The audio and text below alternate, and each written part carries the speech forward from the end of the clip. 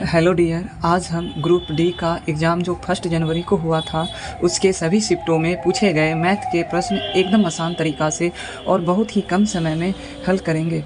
क्योंकि मैंने भी 2025 के एनटीपीसी का एग्ज़ाम इसी बार सीबीटी 1 को जिस अप्रोच के साथ पास किया है उसी अप्रोच के साथ मैं बताने का प्रयास करूँगा, जो आपको बहुत ही हेल्पफुल रहेगा।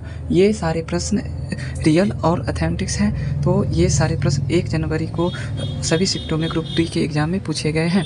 तो हम पहला प्रश्न को लेते हैं, जिसमें 12.5% का लाभ पर 82.5 रुपया में एक वस्तु को बेची गए हैं। यदि वस्तु 71.5 रुपया में बेचा जाए तो लाभ या हानि परसेंटेज क्या होगा? ये लाभ या हानि क्या होगा, ये प्रश्न है। तो इसको हम बेहद ही आसान तरीक़ा से हल करेंगे। हम यहाँ देख रहे हैं कि 12.5% के लाभ हो रहा है यदि वस्तु को 82 रुपया में बेचा जा रहा है। तो यानी कि 82 रुपया में बेचने पर 12% का लाभ हो रहा है। यानी कि यदि सीपी 100% हो तो एसपी जो होगा 1 से इसमें ऐड हो जाएगा तो 112.5 हो जाएगा। और चूँकि सीपी 1 मानी थी तो इसीलिए 1 से मल्टीप्लाई कर देंगे, इसके लास्ट में 25, यानी कि ये दोनों 25 से कट जाएंगे। तो 25 से 25 चौके 7, 25 पंचे 125, 25 से ये भी कटेंगे तो 25 तिया 75, 7 बचेंगे 25 तिया 75। और 3 से काट देंगे तो 3 से 11 मरतबा में, और 3 से ये 15 मरतबा में कटेगा। 5 से इसको काटेंगे तो 5 तिया 15, और 5 से इसको काटेंगे तो 20 पंचे 100। इसका मल्टीप्लाई करेंगे तो 11 दूना 22, यानी 2200 बाई 3। यदि हम इसको डिवाइड कर देंगे तो हमारा जो सीपी आ जाएगा 3 सथे 21, 1 बचेगा, 3 तिया 9, फिर 1 बचेगा 3, यही हमारा जो सीपी आ गया। अब हम आगे प्रश्न को पढ़ते हैं। यदि वस्तु को इतना रुपया में बेचा जाए तो लाभ या हानि क्या होगी? यानी कि हमारा सीपी ये है और वस्तु को हम 71.5 यानी कि 50 रुपया में बेचेंगे तो क्या हमें हानि या लाभ होगी? तो हम देख सकते हैं कि हमारा जो है सीपी इतना है और बेचने जा रहे हैं 71.5 रुपया में, तो हमें हानि होगी। तो कितनी की हानि होगी? तो हम घटा देंगे सीपी में से, तो हमें हानि पता चल जाएगी। घटाते हैं 3, इसमें से कैरी ले लेंगे तो 8 5 13 होता है, फिर इस 72 में से 71 गया तो 1, यानी कि 1.83 रुपया की हमें हानि हो जाएगी। यही हमारा आंसर होगा। अब हम दूसरा प्रश्न को देखते हैं। एक वस्तु का अंकित मूल्य 5200 रुपया था। 20% का छूट देने के बाद उसे 25% का लाभ होता है। तो हमसे क्रय मूल्य पूछ रहा है सीपी। तो अंकित मूल्य 5200 रुपया है, यानी एमआरपी 5200 रुपया है, और इस पर 20% का छूट देते हैं, यानी कि ये 80% में बिक रहा है। 80% में बिक रहा है। उसके बाद भी जो है हमें 25% का लाभ हो रहा है, यानी कि सीपी पर जो है 25% का लाभ हो रहा है, यानी कि सीपी का 125% के बराबर होगा। तो बट्टा में 100 दे देते हैं। अब इसको हम हल करेंगे। 100 से 100 कैंसिल हो गया, और ये कट जाएगा। 25 पंचे 125 और 25 चौका 100। फिर हम 5 से इस जीरो को भी काट देंगे, 5 दूना 10। हमारा जो है सीपी बराबर आ गया 52 गुना 4 और गुना 2, 128, और 64 का 5 से गुना करेंगे तो 320 आएगा, और इसका हम ऐड करेंगे तो 8 2 3 3, यानी कि हमारा जो आंसर आ गया 3 3 2 8, यही हमारा सीपी हो गया। हम बढ़ते हैं अगले प्रश्न की ओर। एक वस्तु की वृद्धि 5%, फिर 8% की वृद्धि, फिर 10% की वृद्धि होती है। यदि वस्तु का प्रारंभिक मूल्य 52,500 था तो अंतिम मूल्य क्या होगा? यानी कि कोई वस्तु है और उसका प्रारंभिक मूल्य इतना है, यानी कि 52,500 है, और इस पर 5% की वृद्धि होती है, यानी कि वह 100 से 105 हो जाता है। उसी तरीक़ा से 8% की वृद्धि यानी 100 से 108 हो जाता है। उसी प्रकार 10% की वृद्धि यानी कि वह 100 से 110 हो जाता है। तो इस प्रकार हम इसको हल करेंगे तो हमारा अंतिम मूल्य ही प्राप्त होगा। अब हम इसको हल करेंगे। 00 से 00 कैंसिल हो गया, लास्ट में 25 है, तो यानी कि 25 से ये कट जाएगा। तो 25 दूना 50, 25 से कम 25, 25 चौका 100, ये कट गया। फिर हम 4 से भी इसको काट सकते हैं। 4 दूना 8 और 4 से थे 28। फिर 1 0 से 1 0 हम यहाँ पर काट देंगे। 5 से ये कट जाएगा, 5 दूना 10, 5 एकम 5 और 5 दूना 10। अब हम यहाँ पर देख सकते हैं कि 21 गुना 27 गुना 11 और बट्टा में 2 है, तो इसको हम हल करेंगे, निकाल लेंगे। लेकिन हम ऑप्शन का सहारा लेके बनाएंगे तो ये आसानी से बन सकता है। यदि नीचे 2 है तो इतना डेफिनेट है कि लास्ट में 5 दशमलव आगे कोई अंक होने वाला है। यहाँ से हम ऑप्शन को छांट सकते हैं। उसके बाद हम ऊपर 11 का मल्टीपल भी देख सकते हैं, उसके बाद 9 का भी मल्टीपल देख सकते हैं, उसके बाद इसमें 7 आएगा तो 7 का भी मल्टीपल देख सकते हैं। तो इन सभी मल्टीपल को देख के हम ऑप्शन के अनुसार हम आंसर निकाल सकते हैं। बाकी बात लास्ट में 0.5 ही आंसर में आने वाला है। तो इस तरीक़ा से हम बनाएंगे। हम पूरा हल करने के लिए नहीं जाएंगे, नहीं तो हमसे ज़्यादा समय लग सकता है। हम अगले प्रश्न को देखते हैं। चौथा कि 160 मीटर और 110 मीटर लंबी दो ट्रेन जिसकी चाल क्रमशः 72 किलोमीटर पर घंटा और 60 किलोमीटर पर घंटा है, यदि एक ही दिशा में गतिमान है तो कितने समय बाद दोनों एक दूसरे से मिलेंगे। तो इसमें जो है दो तरह के प्रश्न पूछते हैं, लेकिन इसमें पूछा गया है कि एक ही दिशा में, यानी कि दोनों ट्रेन एक ही दिशा में। एक प्रश्न पूछता है कि दोनों ट्रेन एक दूसरे के विपरीत दिशा में। तो ये दोनों ही प्रश्न बेहद ही आसान है। हमें बस इतना करना है कि फार्मूला होता है, हमें निकालना है समय। तो समय बराबर होता है दूरी अपॉन चाल।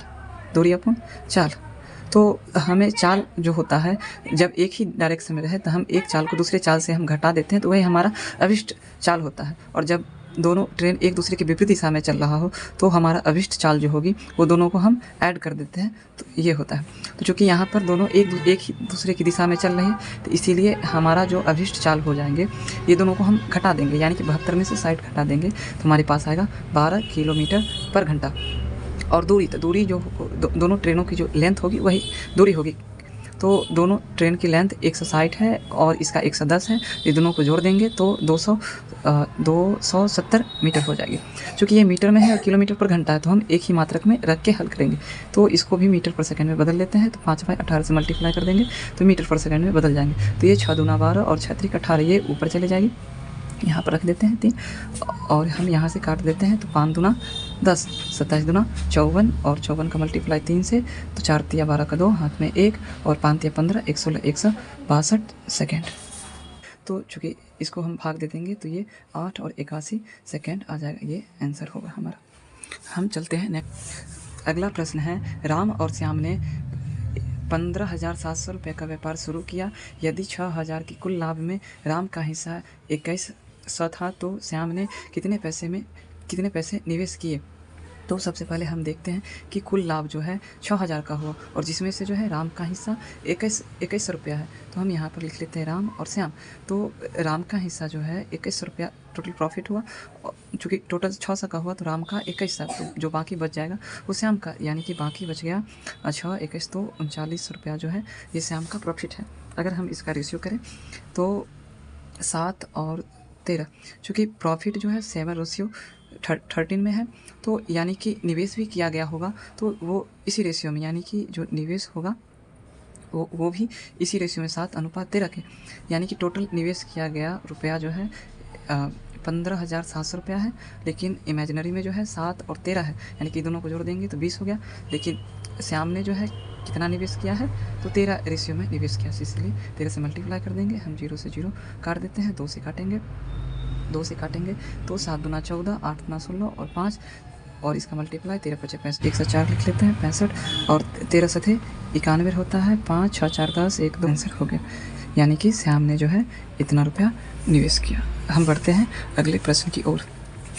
एक शंकु एक अर्धगोला के ऊपर जुड़ा हुआ है एवं आयतन जो यानी वॉल्यूम जो है बराबर है। यदि दोनों की त्रिज्या 7 सेंटीमीटर है तो शंकु की ऊंचाई ज्ञात करें। यानी कि एक अर्धगोला है और अर्धगोला के ऊपर जो है एक शंकु है और हमको दे दिया गया है कि ये जो है 7 सेंटीमीटर है और इसकी ऊंचाई पूछा जा रहा है। दोनों का आयतन सेम है, तो हम शंकु का आयतन का फार्मूला होता है 1/3 पाई आर क्यू की जगह पर हम 7Q यानी 7 लिख देते हैं और इसका आयतन के बराबर है। यानी कि अर्धगोला का आयतन होता है 2/3 पाई, बेलन शंकु का आयतन जो होता है R² H होता है और इसका आयतन 2/3 पाई RQ होता है, यानी कि 7 × 7 × 7। हम काट देंगे पाई से पाई, नीचे का 3 से 3 कैंसिल हो गया, 7 से 7, 1 7 से 7, 1 7 से 7 7 और बाकी बच गया H, 7 दूना 14, तो 14 सेंटीमीटर आंसर हो गया। हम अगले प्रश्न की ओर बढ़ते हैं। ये प्रश्न आगे जो है 2-3 प्रश्न जो है ये फिजिक्स का है। चूँकि ये फिजिक्स है लेकिन हम मैथ की तरह ही हल करेंगे, तो इसीलिए हमने इस प्रश्न को भी ले लिया है और काफ़ी आसान क्वेश्चन है।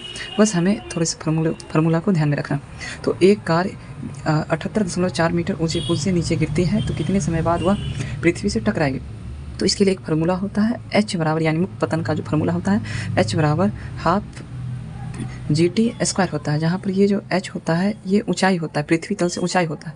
g जो होता है त्वरण होता है, जिसका मान जो है दिया रहता है 9.8 या अप्रॉक्सीमेट 10 होता है, और T² यानी समय होता है।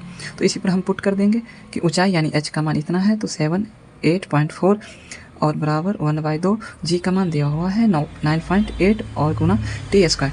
हम यहाँ देखेंगे कि ये जो है अप्रॉक्स 10 के नज़दीक है और यह 800 के नज़दीक है, यानी कि अप्रॉक्स ये 8 से कट जाएगा। हम जांच कर लेते हैं, ये 8 से गुना करेंगे 8 8 64 9 8 72, हाँ ये कट जाएगा 8 में, तो 8 और यानी कि ये नीचे है तो ऊपर जाके गुना हो जाएगा, तो T² बराबर 16 हो जाएगा। तो इसीलिए T बराबर जो है 4 और सेकेंड में होगा। ये चूँकि हम मीटर में चल रहे थे तो समय जो है हमारा सेकेंड में ही आने वाला था। ये हमारा आंसर होगा। बस इस फार्मूला को याद रखना है, इस तरह के फार्मूला पर आगे प्रश्न आने की संभावना है। हम बढ़ते हैं आगे प्रश्न। अगला प्रश्न है 8वां, यदि विभवांतर 15 वोल्ट हो और आवेश 5 कूलम हो तो किया गया कार्य कितना होगा। तो ये जो है एकदम बेसिक सा है, बहुत ही ईजी है। जैसा कि 12th के जो विद्यार्थी होंगे वहाँ एक फार्मूला पढ़ा होगा, V बराबर WQ। कार्य पूछ रहा है कि कार्य क्या होगा, तो सिंपल हम बदल देंगे कि W बराबर V गुने Q।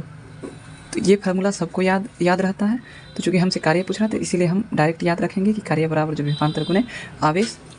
तो चूँकि विभवांतर जो है हमको 15 वोल्ट दिया है तो 15 लिख देंगे, और आवेश जो है 5 दिया तो 15 5 75, और चूँकि ऊर्जा का या कार्य का जो मात्रक होता है ये भी जूल ही होता है, तो जूल ये हमारा आंसर होगा। हम बढ़ते हैं अगले प्रश्न की ओर। अगला प्रश्न है 9वां, यदि अवतल दर्पण में ध्रुव और वक्रता केंद्र के बीच की दूरी 40 सेंटीमीटर है तो ध्रुव और फोकस के बीच की दूरी क्या होगी। तो ये भी बहुत ही सिंपल है कि एक कॉन्सेप्ट होता है कि वक्रता केंद्र के बीच की जो दूरी होती है वो फोकस का दोगुना होता है, यानी कि फोकस का दोगुना होता है। ये अवतल दर्पण है, अवतल दर्पण में ये वक्रता केंद्र हो गई, बीच में जो होता है फोकस होता है, और ये दूरी दोनों बराबर भाग में होती है, यानी कि ये दूरी हमको टोटल दिया हुआ है 40। तो हमसे पूछ रहा है कि ये फोकस दूरी क्या होगी, तो ये 20 हो जाएगा, यानी 20 में बटेंगे 20 हो जाएगा वैसे, तो यानी कि 20 हमारा आंसर हो गया। ऐसे हम सूत्र से भी बना सकते हैं कि R जो होता है 2F के बराबर होता है, यानी कि F का दोगुना होता है, फोकस का दोगुना होता है। तो R जो दिया हुआ 40 है, 2F 2 से काट देंगे, यानी कि 20, फोकस जो हमारा 20 आ गया।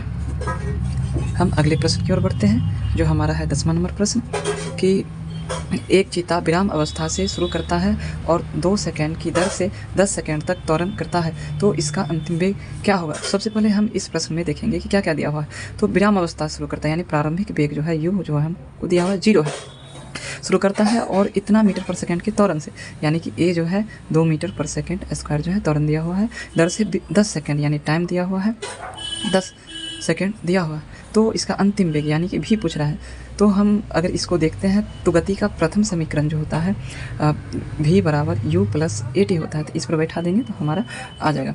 ये गति का प्रथम समीकरण। गति का अन्य भी समीकरण है, 3 समीकरण और भी है, तो इन सभी से रहता है प्रश्न। तो ये तो बहुत आसान है, तो ये याद ही रहना चाहिए, v बराबर u प्लस at²। तो भी हमारा जो हो गया अंतिम वेग होता है तो भी, और ये प्रारंभिक वेग तो 0, और a जो होता है यानी त्वरण होता है 2, और समय जो सेकंड में है 10, हमारा हो जाएगा 2 गुना 20 यानी 20। अंतिम वेग जो है 20 मीटर पर सेकंड, यही आंसर हो गया। ये सभी प्रश्न जो हमने जितने भी प्रश्न हल किए हैं ये सभी एक रियल प्रश्न हैं, और आगे के एग्ज़ाम में ऐसे ही प्रश्न आने वाले हैं। यदि आप चाहते हैं कि मैं और भी प्रश्न लाऊं तो आप कमेंट में ज़रूर लिखें, और चैनल को सब्सक्राइब और लाइक भी करें। यदि कुछ त्रुटियाँ हुई हो तो मैं माफ़ी चाहूँगा, क्योंकि मैं इंटरनेट पर बिगिनर हूँ, पर मुझे ऑफलाइन में अच्छी एक्सपीरियंस है। इसी के साथ मैं आप सभी को धन्यवाद कहना चाहूँगा। धन्यवाद।